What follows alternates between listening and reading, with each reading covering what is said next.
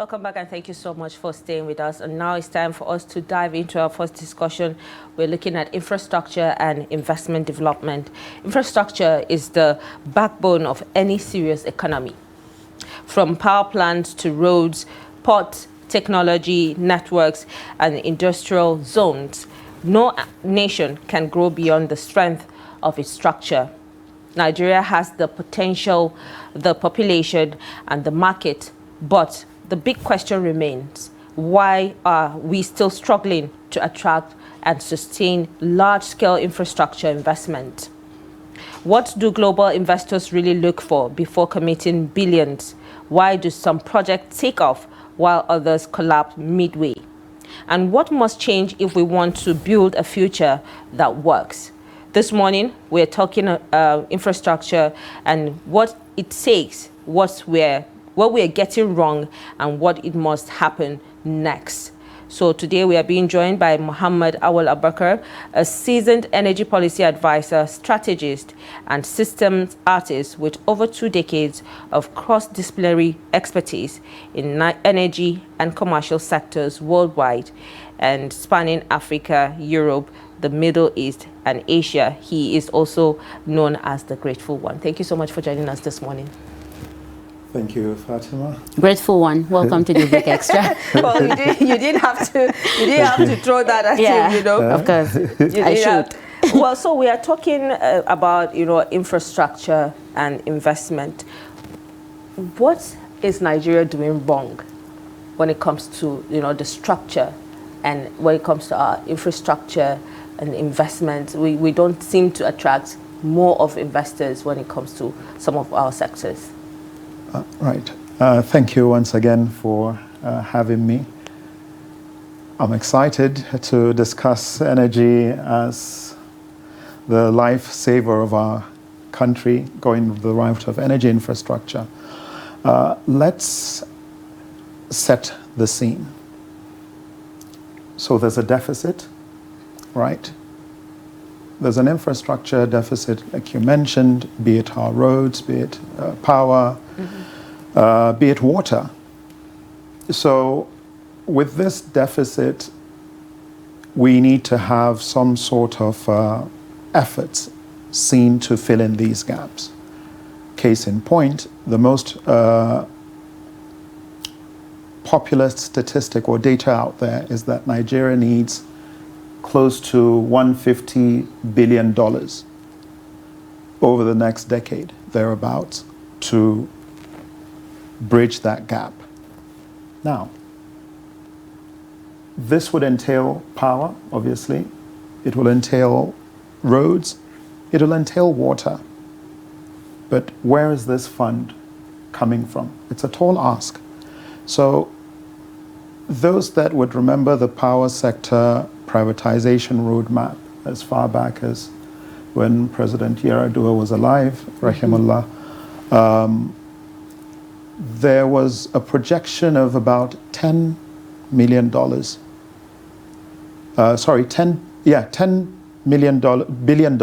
per annum over 10 years for transmission alone, not generation, not distribution, just transmission.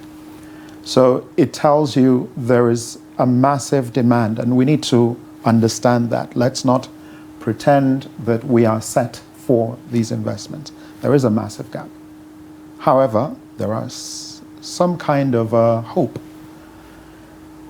pun intended.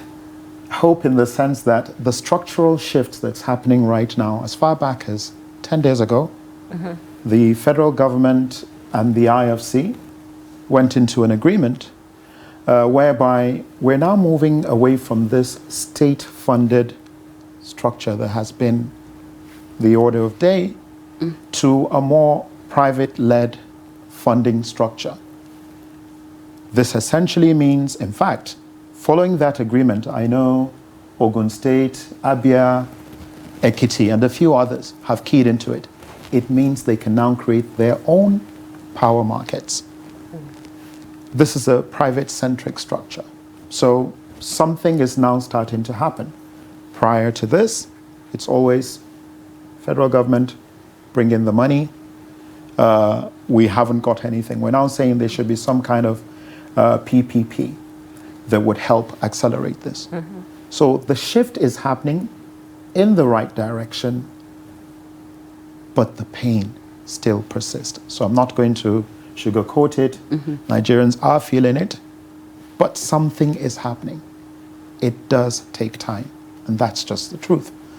It's taken us, I'll give you an example. So on a work tour / training I did a few years back in South Korea, the South Korean energy infrastructure at the time, this is as far back as 2009, they had losses, transmission losses pegged at about 3.7%.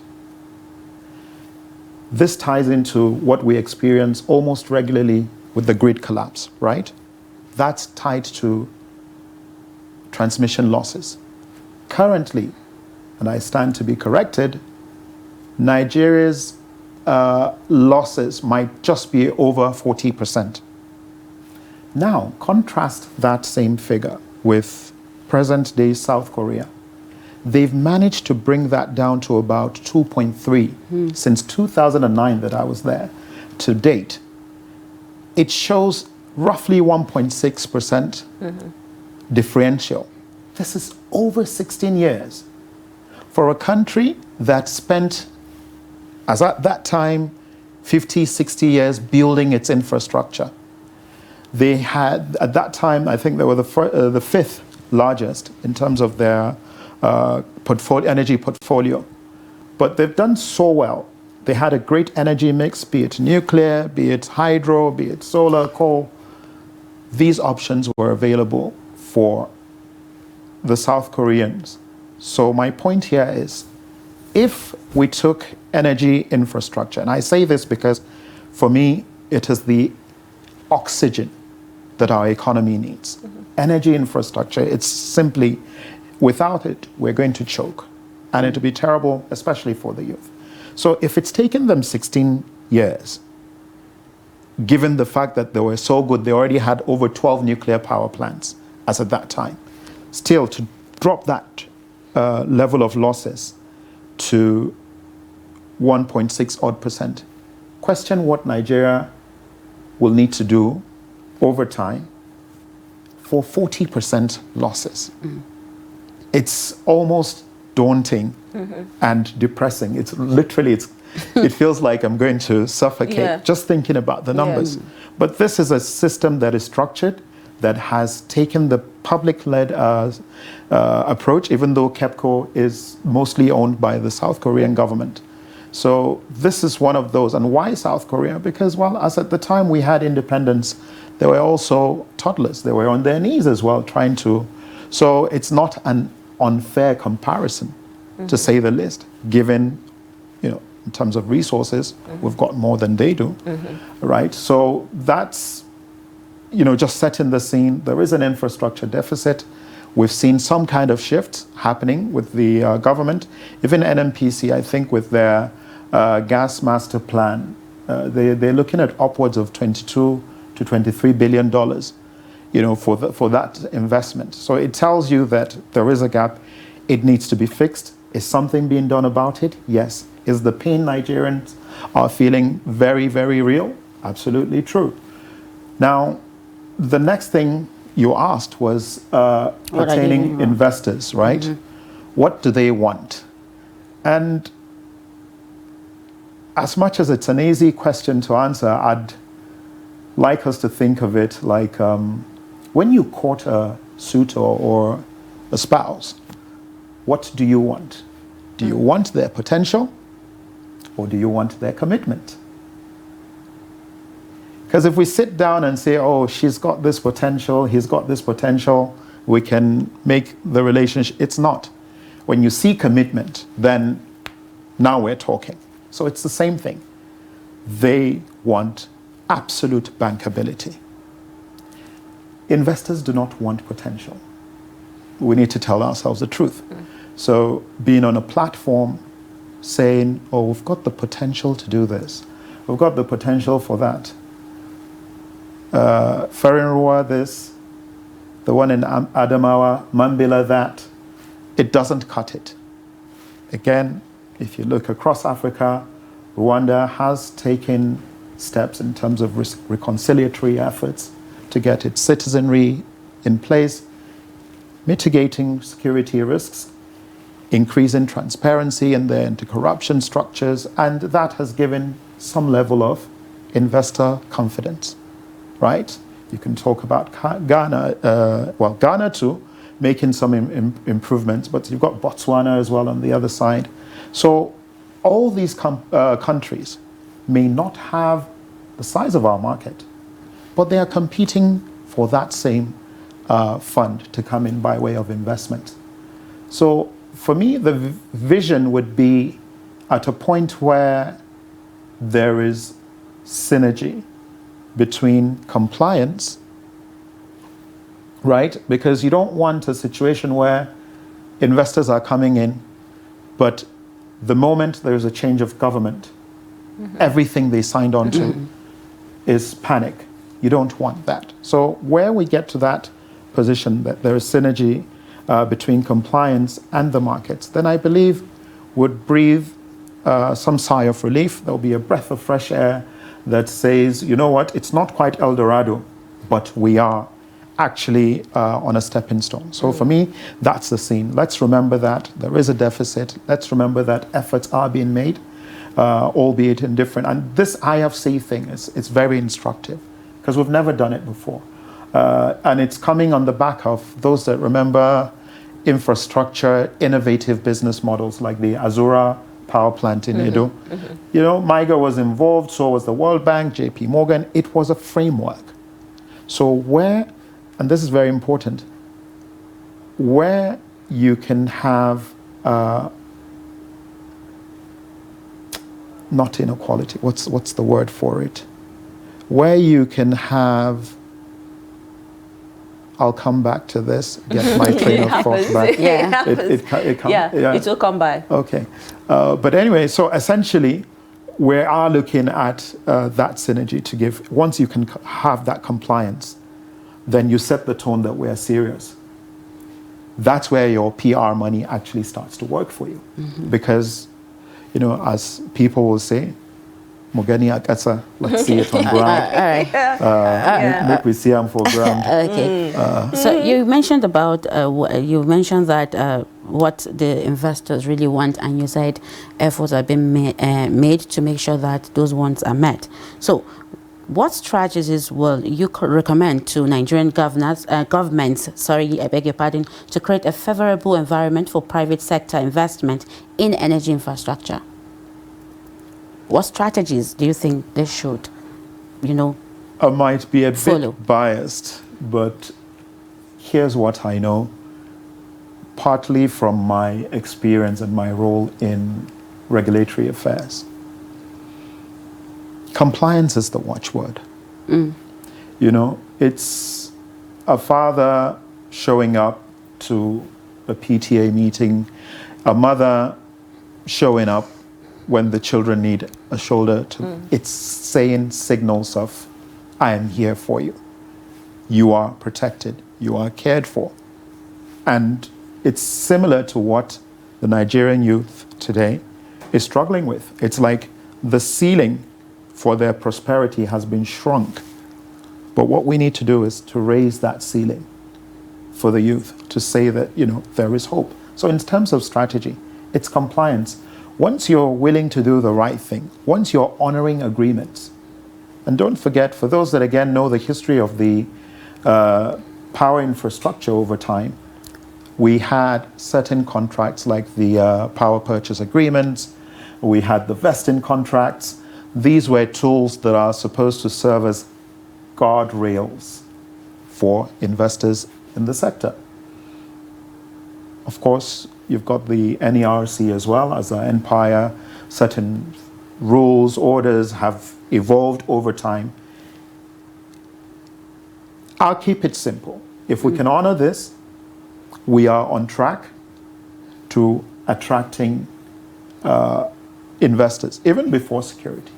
Because when you speak compliance, you're saying every moving piece in the entire ecosystem aligns with that direction of, compliance. We've agreed to this, we're complying to this. And of course, there are clauses here and there in some of these contracts that allow you to come back to review, to make amendments, and that's fine.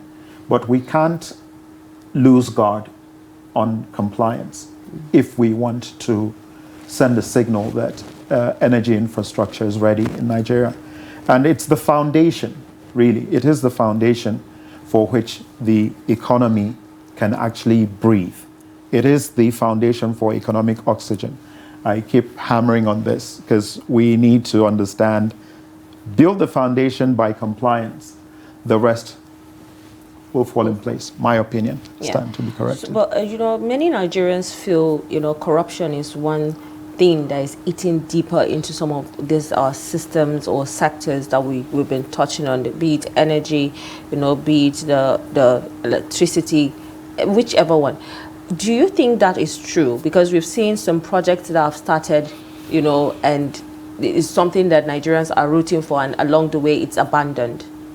Do you think it's true, due to your expertise, that corruption is actually taking control? Here's what I know. To the extent that the industry has been privatized, to the extent that transmission still remains under government's control, no system is devoid of any challenges. But the people that have put their money into these assets, they want to make money. Now, I'm not a watchdog over the regulatory practices and compliance of these entities, but what we can say for sure is that to the extent that it's a private-led structure that we have now, what did they inherit? Again, we're trying to bring in investments, but we're not clear to those we're quoting about the actual state of affairs. So I'll give you an instance. Between working in Omok, which was a River State-owned IPP, and Egbin Power Plant, which is the largest in the country, I think, with about 25% of the grid output. The difference was the IPPs and rivers were fairly new, but they faced transmission challenges post-commissioning. I'm not sure what the current state is at the moment. And on the other side, with power plants like Egbin and several others in the country, there were several dilapidated machines, outdated. They needed, some of them were even being cannibalized for spares and parts to fix others, to keep the system running. So to the extent that if I'm bringing in money to make money, my first job is actually to cut excesses. I'm not going to allow my business bleed, not for a moment. I've taken money from the banks. There are commitments and milestones. I doubt if that is the stage for a beauty dance with corruption. Are there inefficiencies, lapses, compromises in terms of technical output? Absolutely, they do happen. But as far as this energy infrastructure is concerned, projects that were government run, I'm not privy to the project charters. So it will be very unfair to speak specifically as to what happens. But I echo the sentiment that there are projects that were sponsored by the state and never got to see the light of day. Okay. So Abubakar, as a seasoned energy policy advisor and strategist, how do you measure the long-term impact, of infrastructure investments on economic growth and energy security? Do you mind repeating that question again? Okay. As an energy policy advisor and strategist, how do you measure the long-term impact? Of course, it will have that of infrastructure investment on economic growth and energy security. This is interesting. In 2018, 2018, the Ministry for Budget and Planning had a program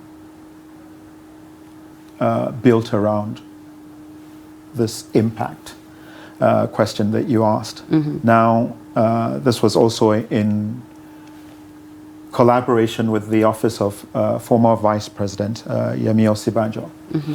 What the Economic Recovery Growth Plan Hub was about, in fact, it was a model that we took from Malaysia, brought the cohorts to Nigeria, but we tried to put our own spin on it.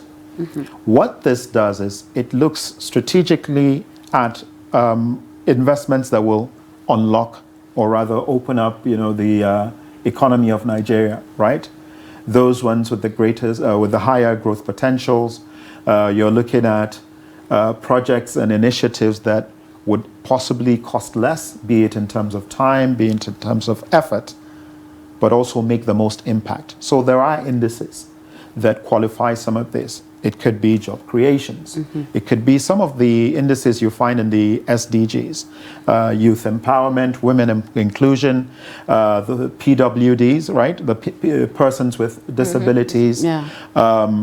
Even the reintegration of displaced people.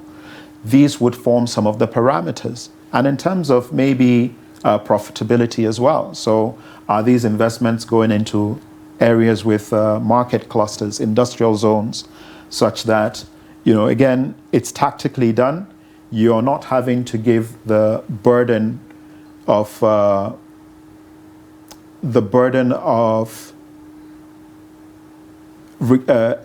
return on those investments to these companies. Why? Because it was designed to measure some of these matrices. So for me, let's say in Egbin, if phase one has 1,345 or 320 megawatts, as it were at the time, then impact for me would be some kind of expansion. Why? Because the layout of that power plant, there is more space, more potential capacity to improve it. So you can double the output. The other thing you might argue about is, well, we have excess of 12,000 megawatts thereabouts that has been designed, installed, and available. However, we're still hovering between 4,000 to 5,000 in terms of availability.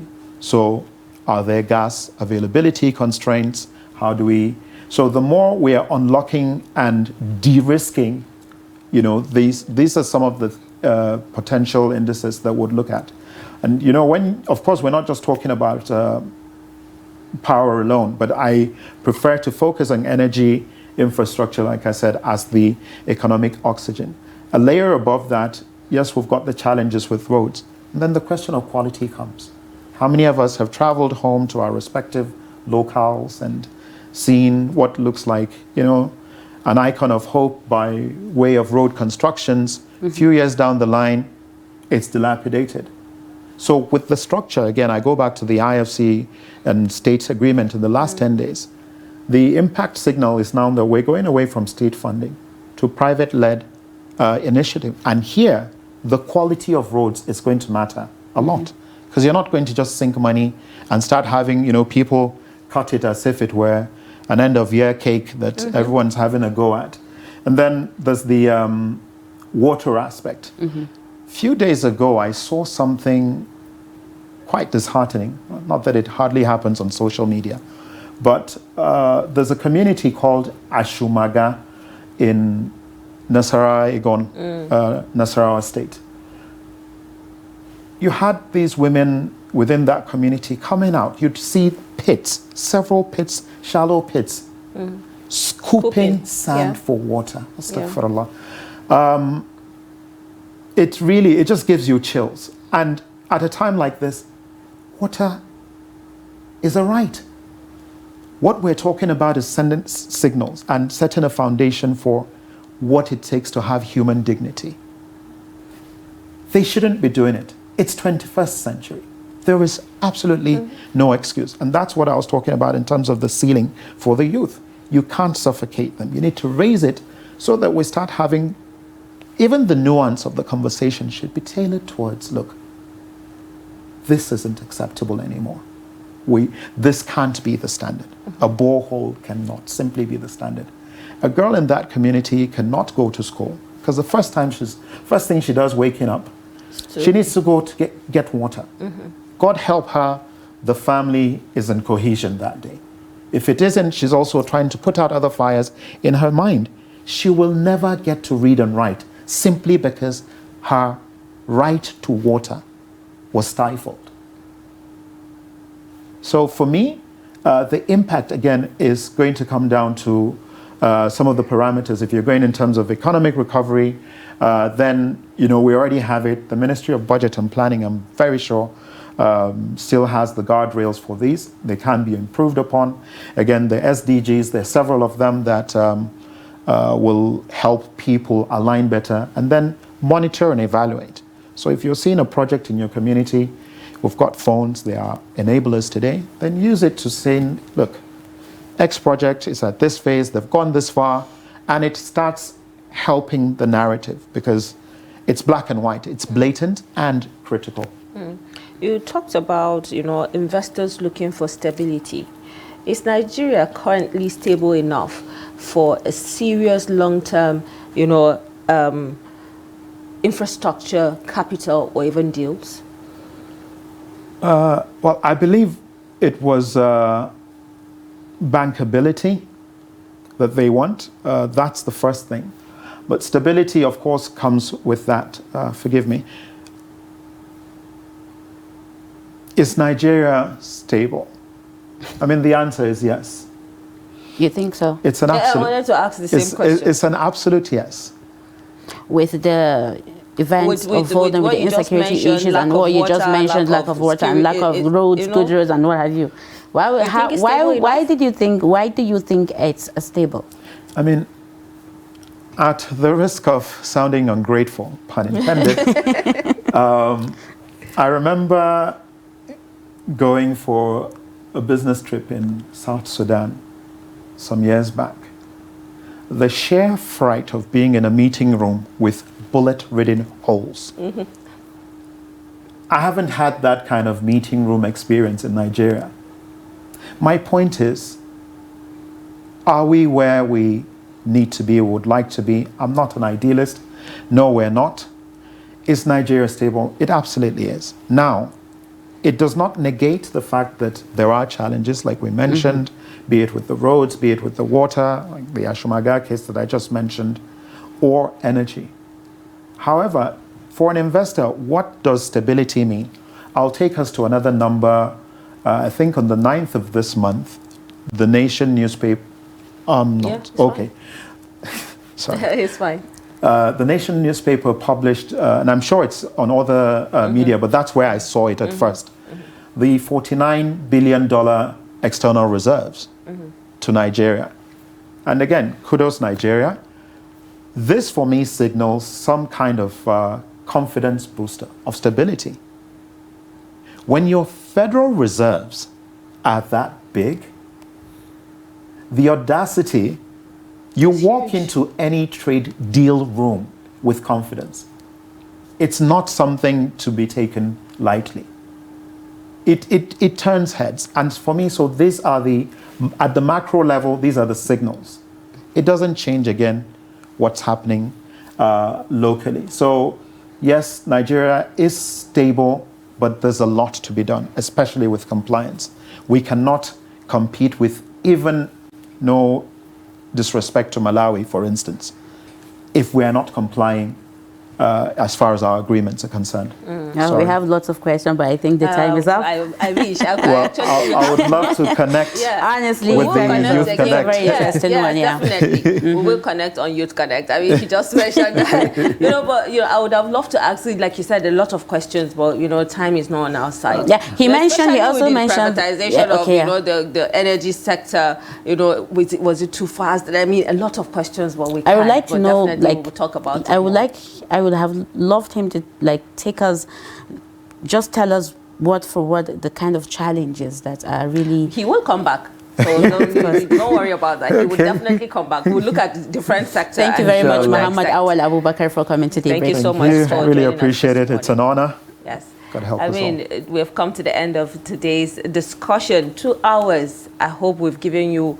the amazingness of it and kept you updated and informed about what is happening in our country, you know, from the phone in to the newspaper reviews to the conversation. I'm sure you've learned 1 or 2 things, and definitely you're going to put into use as well. Well, I am Fatima Ahmed Musa, and on top of the hour, Adeni Ajishafe will be bringing you sport news. Do stay safe out there. And I am Maryam Idris. Have a very beautiful weekend ahead. Thank you.